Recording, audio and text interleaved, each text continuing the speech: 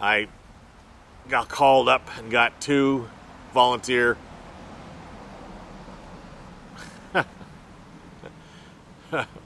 highly suspect intellectually crews to pilot 2 Huey helicopters. And I took my volunteers. They were, besides Osborne and I, there were 5 others. Each one equipped with,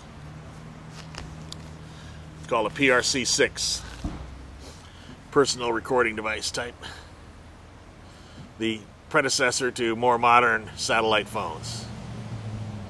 And the job was to rappel down a rope out of one of the 2 helicopters through God knows whatever conditions, because even though they couldn't see us very easily in that rain, it was such intense monsoon rain, they'd sure as hell hear us and we'd be the only engines going.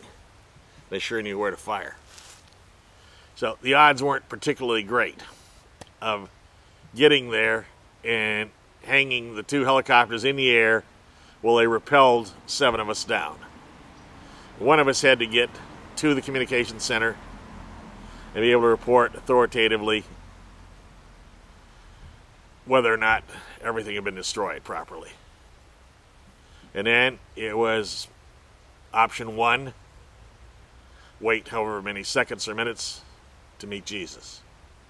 Or, if everything went perfectly, to stay alive until dawn, and hopefully the monsoon would be down to a level that we could be rescued by air. Or at least we could be in a perimeter where everything around us could be blown to hell.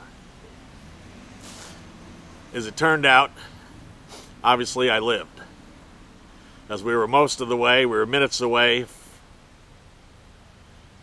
The ETA was like 7 or 8 minutes. And we got a call that one of the spider holes had communicated with Company B, 41st Signal Battalion Communications Center. They had destroyed everything and were in hiding in their holes, all 3 of them. So we were able to come back, and I'm able to make this televised message. That was a day in the life of me in Vietnam and my tours. As I said earlier in the broadcast, I had 47 approximately communication centers at any one time to guard. And that meant in some cases planting minefields around them, Claymore mines. And it in all cases meant building high explosive, incendiary bomb, so that is both kinds, and setting them around all of our equipment and papers that could be tremendous loss to our government and to the American people if they were captured. Our codes and our cryptographic equipment specifically. And whenever we moved them on operations in the Angry 26 rig types, the Angry 26 rigs were basically trailer homes, you can think of them, 26 feet long, pretty much steel, and they could be carried by our huge flying cranes from one battle site to another.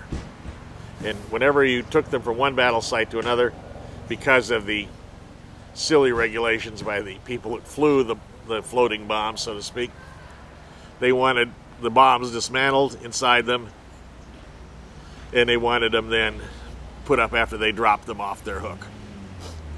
Well, that was my job. I built, dismantled, reconstructed bombs all over the central third of Vietnam to protect our communication centers. That was my main job. And that was an unusual job. Now, what did I do for holidays, one wonders? Well, in 1966, on Halloween, I was having a beer in a beautiful bougainvillea-lined upper balcony of a combination restaurant nightclub in Quin Yon when all hell broke loose. And the three of us each had a baby son on our laps and a beer on our table in front of us when this broke out. But it quickly became evident that hundreds and hundreds and hundreds of people using guns were involved, automatic weapons. We were only about a few hundred feet from the base, but we had left all of our weapons there, so we went out to have a drink. So, under my direction, the three of us did the reasonable thing. We, instead of going back to the base and taking cover, since we didn't even know what the battle was about or who was fighting whom, we decided to charge through the literally several thousand people who were running the other way. We ran past them into the heart of the gunfire. We were equipped with my marvelous plan, which simply use hand-to-hand combat to take weapons away from Viet Cong or North Vietnamese soldiers and use their weapons against them. Well, it turned out that it was Viet Cong or North Vietnamese troops, or both, against the ARVN, the Army of the Republic of Vietnam. And we couldn't tell one from the other, because the Viet Cong all wore our equipment and uniforms, which had been sold by our allied soldiers, the ARVNs. So we get into it and still intend on simply taking weapons away and using them against the enemy, but this is rapidly degrading. Since it's our first contact, we could see that we couldn't tell who was who. And I lead my two guys into a large thatched hut, and in a split second there was a woman coming running towards me wearing black pajamas, the other side, and I heard a clip being loaded into an automatic rifle just outside. She ran directly towards me with her AK-47 in her hands. And as she ran to me, I was going to take it away from her, thinking, boy, this is easy. And another soldier jumped into the doorway frame. There were no doors. And it was a thatched hut. And spilled 20 rounds out at her from an M1A1 carbine. I believe a pretty much standard issue in the Korean War. It fired a .45 caliber slug. And I, of course, was standing there weaponless, waiting to take a weapon away from this Viet Cong woman soldier. But this man was firing the rounds at her. And she was straight in line ahead of me between the gunman at the doorway and me in the middle of the thatched hut. I could literally hear the hissing sound of bullets pass my head and upper body on the left side and then the right side, because this guy was too light to carry the crawling, as we call it, .45 caliber weapon. He had it on full automatic, and it was crawling from his right to his left. And as that happened, I had literally heard the bullets on each side. She took two that would have hit me directly as she was running directly towards me, fell at my feet. At that point, we realized maybe that wasn't a good battle plan. And we started breaking not through doorways, but through the walls of these thatched huts to get the element of surprise in anybody. And we made our way back to the camp, Company B, by leapfrogging each other, the lead guy crashing through the walls into or out of thatched huts, which were extremely close together. And we made it back to camp. That's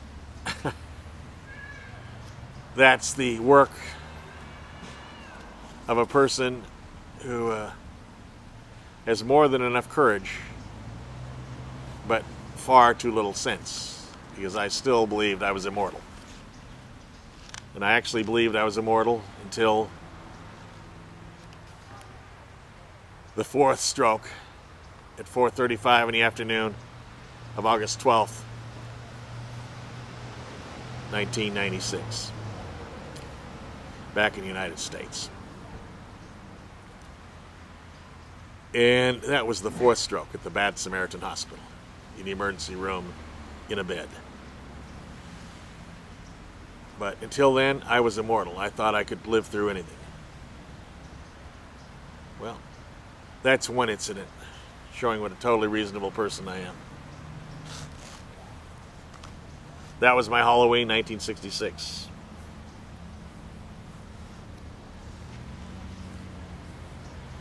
During the Tet Offensive, which started on January 31, 1968, interrupting my birthday party, with Osborne and Trangmar and I sitting in my bunker, each having a beer and a purloined fresh sandwich from the 67th Evacuation Hospital snack stand they had for wounded and really sick in the hospital, a couple hundred feet from my bunker. And I used to purloin their fresh sandwiches regularly for a couple of years almost. Well, because they're the only ones that had anything fresh. They would have fresh hamburger, they'd have fresh ham, they'd have fresh cheese, and they'd actually bake bread right there. And they'd either have an orange or an apple. And you could get one of each or one, whatever you wanted. If you went in with a smock on indicating you were a hospital patient. And since they had Vietnamese help who didn't care one way or the other, we always could get sandwiches. Purloined sandwiches. But they taste better.